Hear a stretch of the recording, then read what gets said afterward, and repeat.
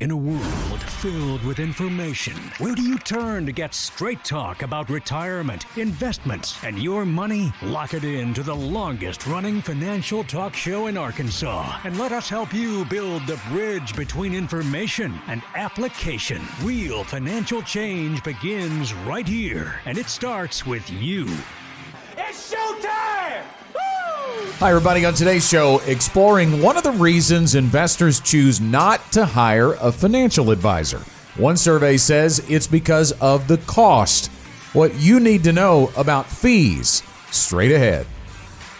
This is the Get Ready for the Future show. All right, and welcome in on podcast, online, and on radio. This is the Get Ready for the Future show. Hi, everybody. I'm Scott Inman, along with me, John Shrewsbury and Janet Walker. And yes, newsflash right off the top, financial advice is not free. Wow. I don't think anybody really assumed it was. No. There are people out there that think that they expect it. Yeah, it's just out of the goodness of the heart that a guy is sitting down with them and giving them financial advice. Now, that's not the case in 99.9% of the cases. Right. But, it is not free. But I think the other end is true, the other end of the spectrum. I actually found this survey from a group called Magnify Money that asked people in different age groups and demographics why you don't have a financial advisor.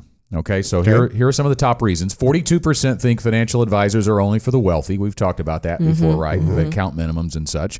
25% say they don't need an advisor until they're middle-aged. So they've put an age on it rather than an asset level on it. But 45% said they think they cost too much.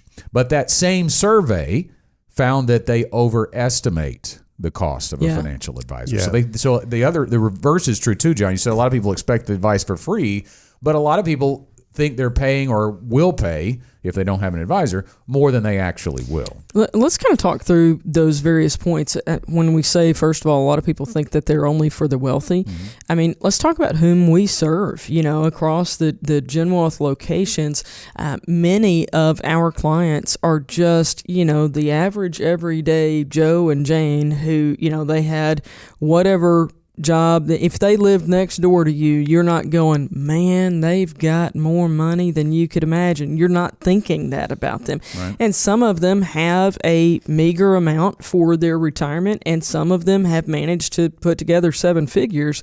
But most of our clients are not people that their neighbors, have a clue that they really have anything. Well, I have to tell you that when I got started, I couldn't start a fire with 3 gallons of gasoline and a matchbook. I was broke, and I put $25 a month into a mutual fund because I was enamored with the idea. And I thought this was a good deal. I've never left that mentality, really, because I think that everybody has got to start somewhere. And clearly, there are folks that will help people on the low end of the spectrum, if you will, because it is from those small acorns that giant trees grow. And you've got to think about that in terms of, the type of advisor that you want to see. Obviously, the advisor that's helping somebody with a small amount of money in a mutual fund these days isn't doing it for the money. They actually do care about what that person is wanting and needing in their life, and are willing to impart some time and some knowledge to them to help them get started. Yeah, and I think it's important, too, to point out when I read that they think it's only for the wealthy. Well, define what wealthy is. It's relative. I can't tell you how many times I've sat with a client that had a pretty sizable amount of money, but thought they didn't. Right? Well, and I'll tell a story that this family's given me permission to tell over and over again, but when they got to retirement, the husband had over $1 million in his 401k. But think about how money gets into your 401k. It's one paycheck at a time and the match from the company. And she looked at me with tears rolling down her face, and she said, I'm so glad that we know now that we can retire, because I want you to understand something. There was a time when my husband just ate peanut butter, and not because he loved it, but that was all he could afford. And now you're telling us that he doesn't have to go back to work again. And so, yes, they had 7 figures, but they didn't feel wealthy. Yeah. It's more than just an account balance. That's for sure. It's a mindset. It is. Without a doubt. And then the other one that you had before we get to the cost was about until they're middle-aged. That's interesting to me that there's an age mindset associated with it, but I think that probably ties to the account balances too on some level. It kind of does, and I would be interested, kind of like they had them define what cost they thought was too much or whatever. I would be interested in how they define middle age, because I'll tell you, we don't see most people until past middle age. They're not coming in until they're at the precipice of retirement. Coming in at middle age would be an improvement, but frankly, we would like to see you on your first paycheck. Right. Yeah, and I think that if you think about what does the most good, if you understand the time value of money, it's getting started early. And getting started early, I think the excuse is, well, I don't have enough to really warrant the attention of a financial advisor. It's really not about warranting the attention of the financial advisor. It is really about the attention that needs to be paid to your money so it can grow into something. And if you don't have a great starting place, then you certainly are never going to be in a situation where you have a lot of money that does need to be managed. We talk about, John, and you mentioned the time value of money. Think for a moment about the time value of wisdom. We don't really think about that, but if you knew in your 20s what you know now about money, how many decisions, significant decisions, would you have made differently? Yeah. So as we dive into the cost issue or the fee discussion, because that's what today's show is really about, the way a financial advisor gets paid, the possible ways that they get paid, and why, I think it's important to think about that survey. You think about if you think it needs to be, or you need to be wealthy or have an account balance of six figures before you're worthy of financial advice, there should be a fee structure in place to help you if you don't, right? And we're going to talk about that. And if you think you need to be middle-aged or later before you sit down with a financial advisor, there needs to be a fee structure in place for that company to be compensated for their time, but also be able to help you. So keep that in mind if you've never sat down with a financial advisor, and maybe some of those are impediments to you. Let's talk about the fee structure and the different ways that a financial advisor gets paid, because it is laid out for a purpose, for a reason.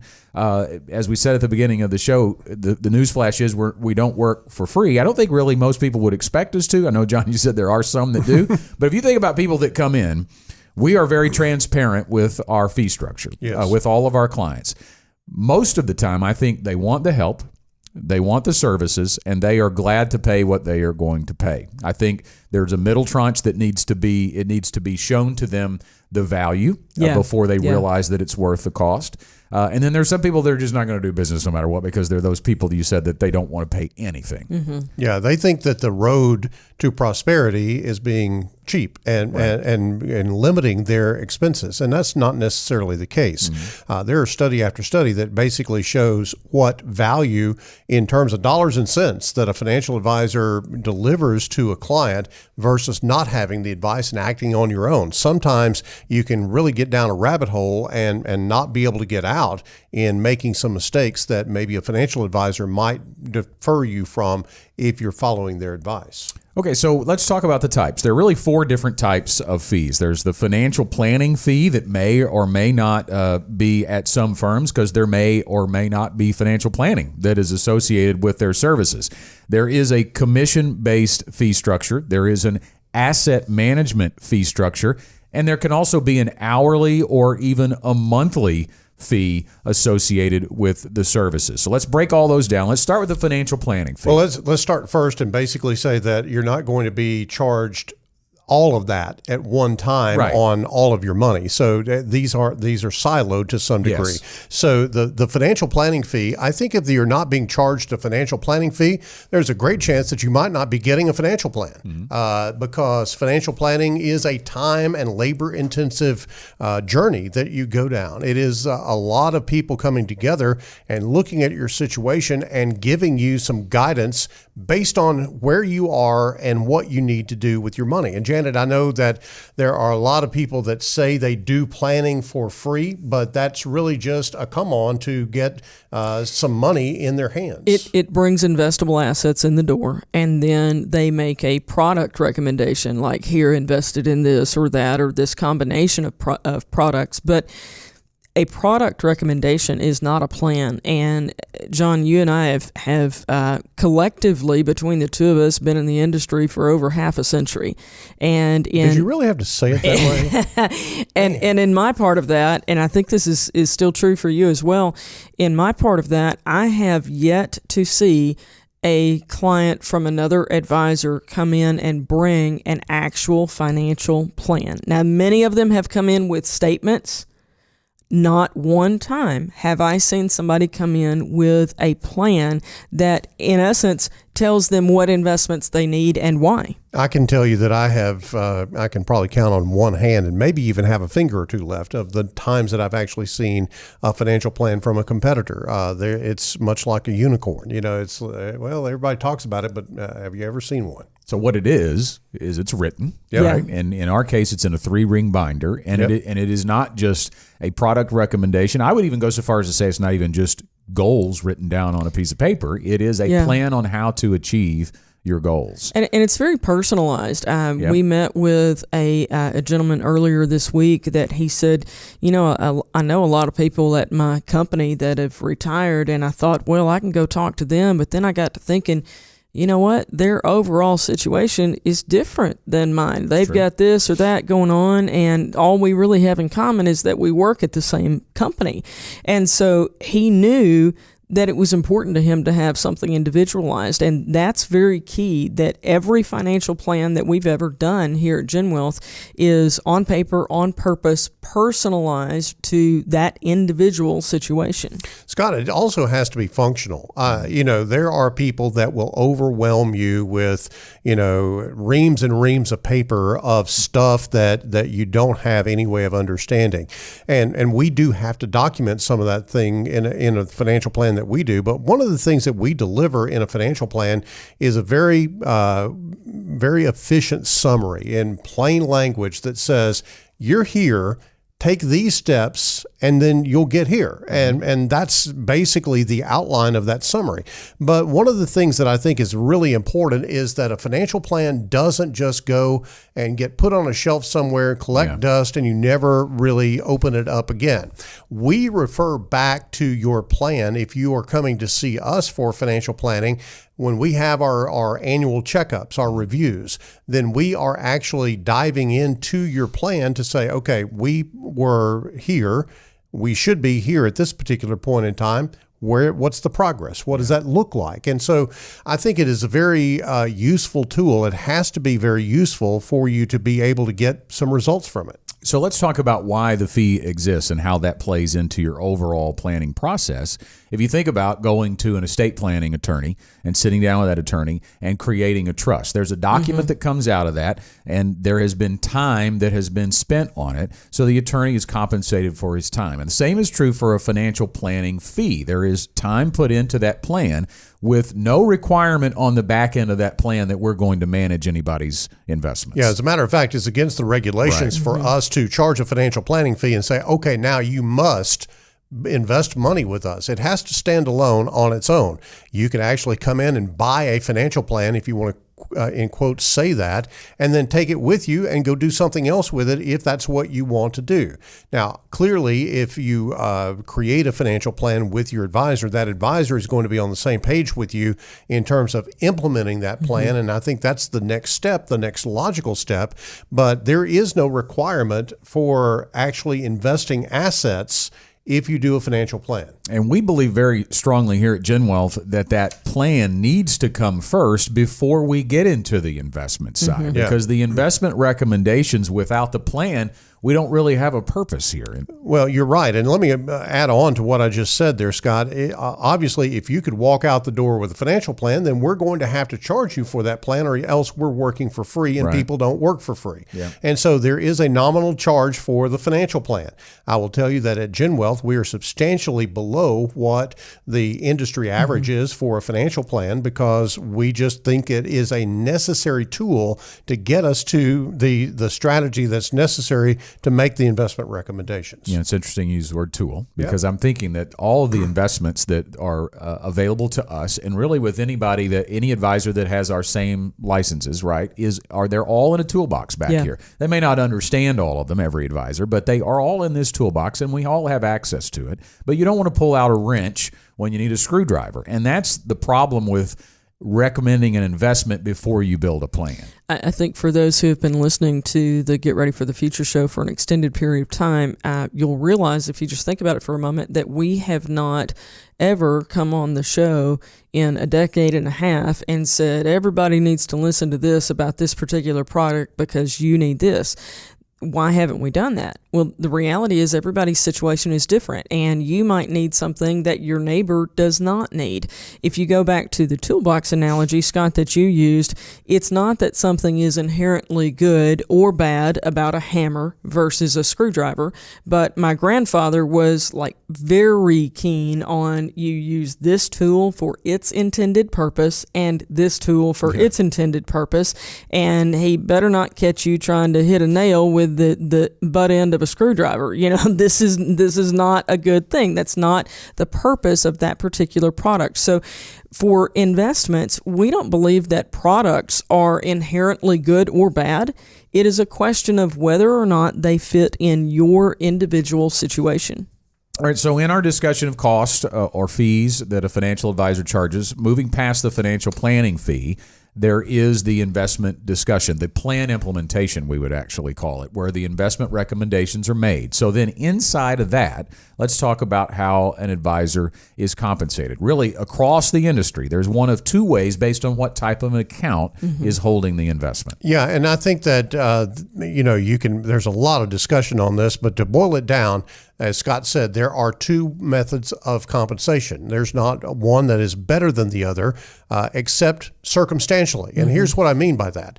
If you look at commissions, there is a time when if you pay a commission and you hold that product for a long period of time, that is a better deal for you than actually paying an advisory fee. If you're going to buy something, hang on to it for a long period of time, it doesn't require management, active daily management, then buying it through a commission basis is probably the right way to do that.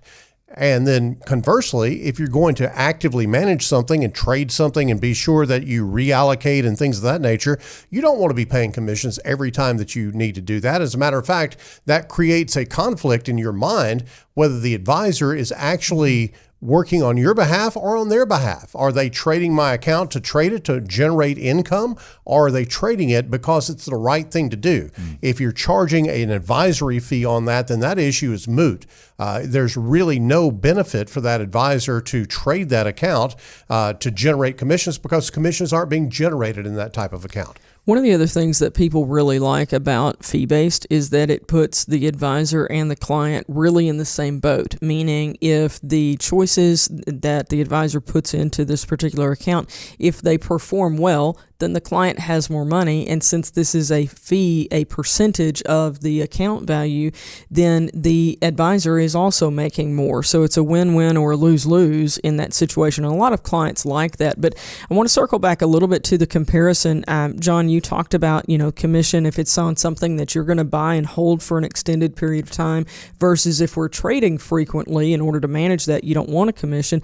So let's use an example like real estate. Okay. And I'm not saying that anybody who's listening out there, I'm not saying that you need it. I'm not saying it's good or it's bad, but think about this for a minute. If you bought real estate, everybody knows that that's not something that you want to buy today and sell tomorrow or even in 2 or 3 months. You're probably going to hold it for years. And that's how you, over time, really realize the change in value or at least get the income off of that property. So what we're seeing in the industry, guys, just kind of the talk behind the scenes for quite some time now, there has been this push towards commission is bad and fees are good, period, end of conversation. Well, let me ask you as a consumer, if you're going to buy real estate, do you want to pay somebody to quote unquote manage that and decide if you're going to hold it or sell it, on an ongoing basis? Do you want to pay them that every year when you know you're not going to sell that. It might be a 10-year hold that you're looking at. So at Gen Wealth, again, we don't believe that one is good and the other is bad. We're going to look at the situation for each investor and determine what is going to be the least expensive and therefore the most logical path to pay for that investment.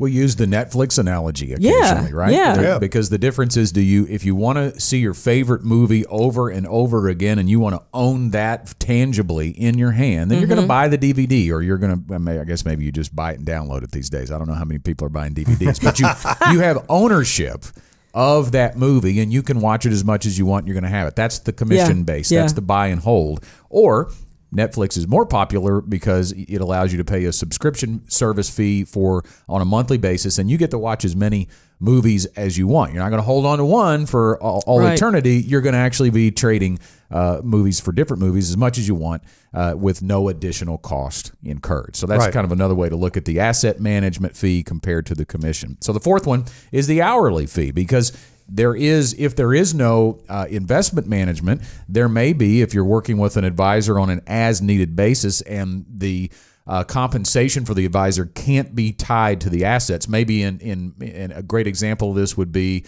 all of someone's investments or savings are in their company plan, their 401k, and they're not 59 and a half. They haven't left that company. They've been there for a long period of time, and they just want some recommendations on how to allocate inside of that 401k or other advice outside of investments. There may be an hourly fee charged, or maybe even a monthly subscription fee. Yeah, and sometimes when you have a very small amount of assets, but you need a lot of education and coaching and that type of thing, a monthly subscription fee and some time with an advisor and some tools that advisor can provide you to work with to basically coach you along, a monthly fee might make sense. And when you think about Netflix, it's kind of the same type of thing, that you're getting a service and you're using that service and you're kind of doing it at your own pace, but you also have the added advantage of an advisor. And here's the real key, I think, in evaluating all of this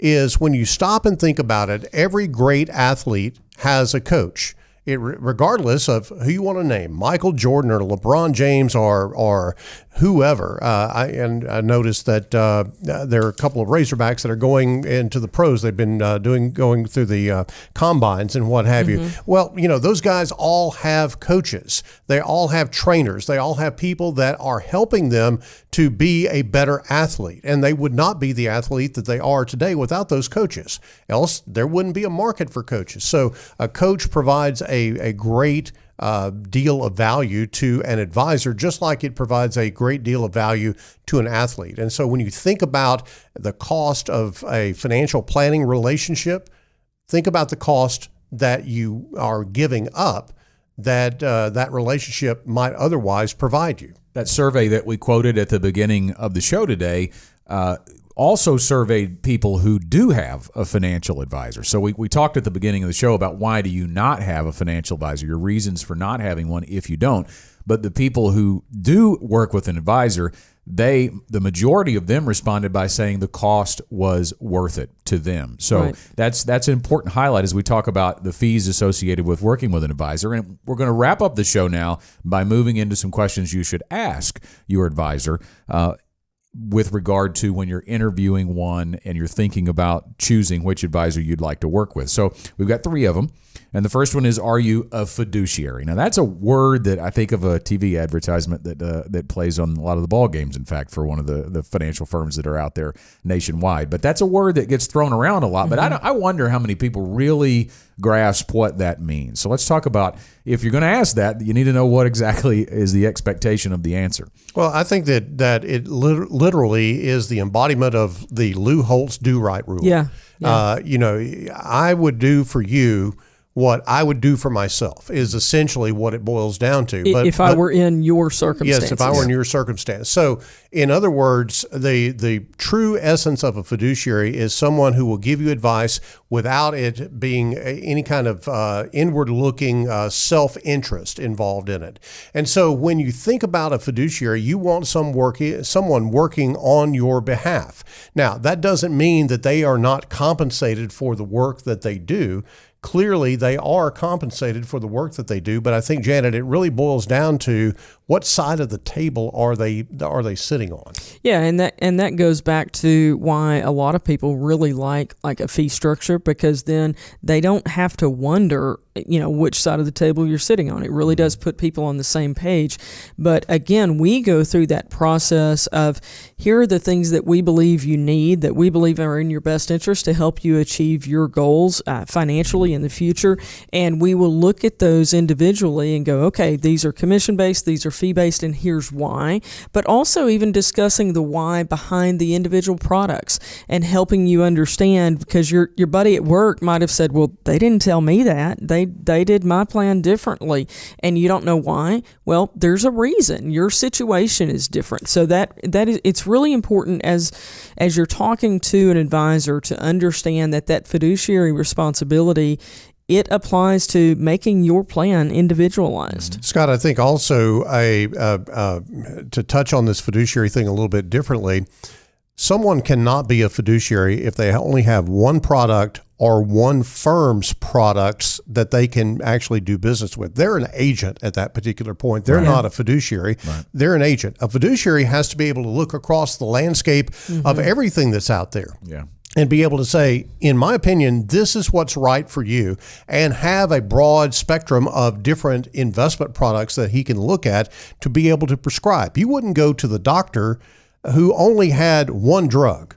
Right. Or one drug, or a family of drugs from Abbott Labs, let's say, or name a pharmaceutical company. If you only had that one, you'd be like, no, I think I'm getting some jaded advice here. Yeah. I need to go to someone who has a broader scope. Yeah, and to kind of vet that out even more, because the other side of the equation is there is the suitability standard. Otherwise, if you're not a fiduciary, you still have to make sure the investment is suitable. So if you go to the doctor and you say, well, this drug won't hurt you, but it's not going to heal you. Right. That's the same deal. Not going to get you where you want to go. Yes. Yeah. In our industry, that is the suitability standard. It's a do no harm type of deal, rather than recommending what is in their best interest. Yeah. It's a big difference. And I think written plans go a long way towards that too, right? Acting in your best interest. We put the why on paper on purpose so that we both have it. Both sides of the table refer to it in the years to come. Because ultimately, that's the other part of this we really haven't talked about is that we want this to be an ongoing relationship. You talked about the reviews, the annual get-togethers, but it's also about a long-lasting relationship, not a transaction. Yeah, it has to be without a doubt. And I think the other thing that you got to ask about is, how do you make money? I think, Janet, that's one of the questions that some of our more bold clients will come. Yeah. And we don't mind that question at all. We're, again, Scott mentioned earlier, we're very transparent about how we get paid. We're not going to step back from that question at all. I think the more open anybody is in any industry about that type of thing, that it's just better for the consumer if they understand that. So we'll be happy to have that conversation. But again, we're looking at this all from that fiduciary standpoint of what's going to be in your best interest. And it may be that there is a particular product that is commission based and we get paid in that way on that particular product.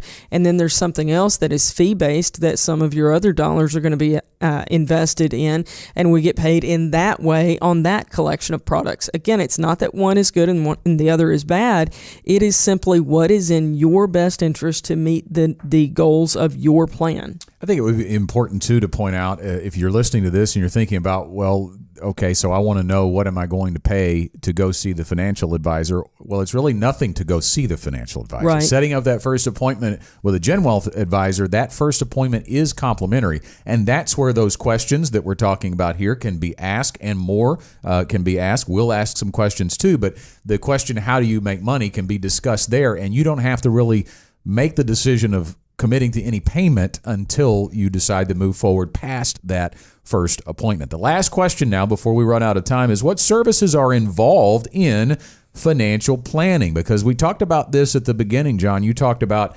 if someone is willing to do, an advisor is willing to do the financial planning for free, you really need to determine, is it really a financial plan? Yeah, there are about 7 key areas of a financial plan, and literally it takes time to go through all these 7 key areas. You're not going to do this in a couple of visits. It is an ongoing process. As a matter of fact, there are 61 different services that a financial advisor can provide. And when you look at what we call here at GenWealth our service matrix, it looks something like this. And I think we've got a graphic that actually is for our online viewers can actually see this. But it is 7 categories that are really broad categories of financial planning. And then there are 61 areas of service under that. Now, everybody is not going to touch every area of service. Not everybody needs everything on this page.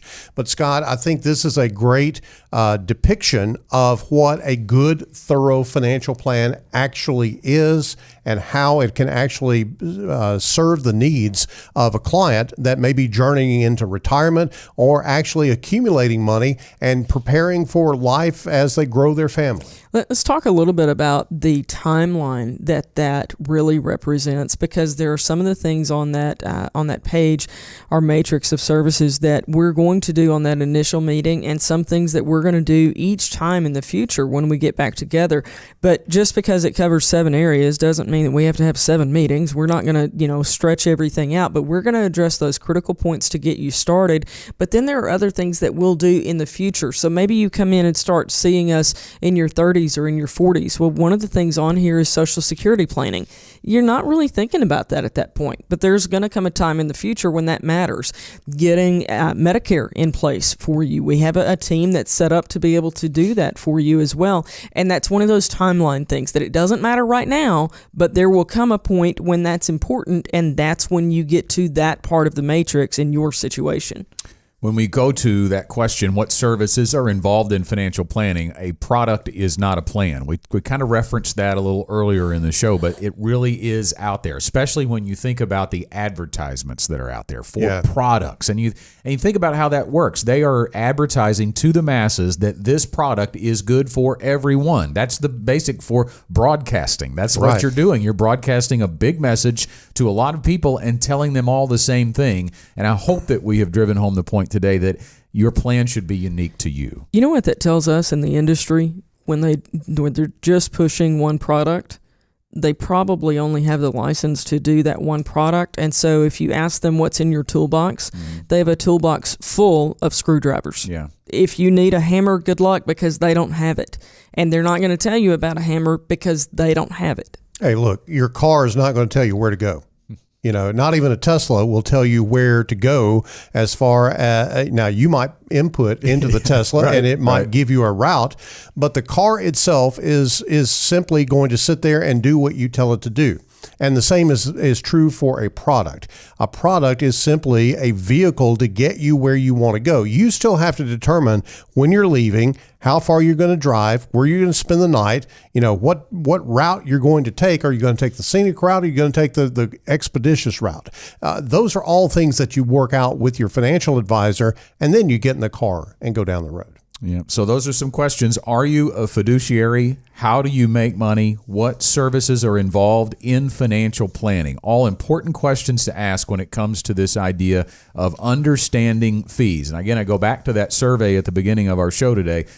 Most people who were surveyed in that survey believed that the cost was higher. If they didn't have an advisor, the cost was higher than it actually was. And if they did have an advisor, they believed the cost was worth it. You heard the bell. It is time for the final thoughts. Janet, we'll start with you. Okay, so we'll just give you some of these questions again to recap. I think it's very important for you when you meet with an advisor or with a team of advisors to ask the following questions and be sure that you're comfortable with the answers that you get. Number one, you want to ask them, how do they get paid? And if they're squirming or they're uncomfortable with that, that's a little bit of a red flag to me. You've got to be sure that you understand how that works. What services are included in financial planning, if they're even offering financial planning. That is another key point to be sure that you understand. And then you also want to ask them, are you a fiduciary? And be sure that you understand that that means that they have to recommend what is in your best interest. Scott, I think my final thoughts are this all may sound expensive, but you have to ask yourself, expensive compared to what? I think that if you never reach your destination, but you save the money that you would have spent on a financial advisor, you still haven't reached your destination. You still aren't where you want and need to be. If you have reached your destination with the help of a financial advisor, then in my opinion, the cost is irrelevant at that point because you have had the outcome that you're looking for. Be an outcome-based investor. Be an outcome-based financial planner. Be focused on what you want for your life and what you want for your retirement, and I think the cost will take care of itself. Well, services and advice are certainly not free. However, resources are, educational resources. Without a plan, the future just happens to you, and we've got 10 ways to shift your perspective of financial planning, and that is free. You can text the word PLAN or visit getreadyforthefuture.com/plan to get your copy. If you want to text the word PLAN, you need to text it to 501-381-5228.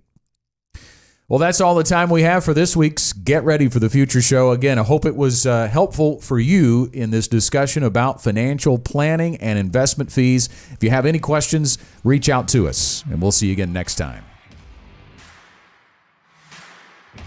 The Gen Wealth Financial Team is available to you 24/7 at info@getreadyforthefuture.com or call our offices at 866-653-PLAN. That's 866-653-7526. You should personally consult a financial advisor before making any investment, and no strategy can assure success. Gen Wealth Financial Advisors is an Arkansas-registered investment advisor with securities offered through LPL Financial, member FINRA SIPC.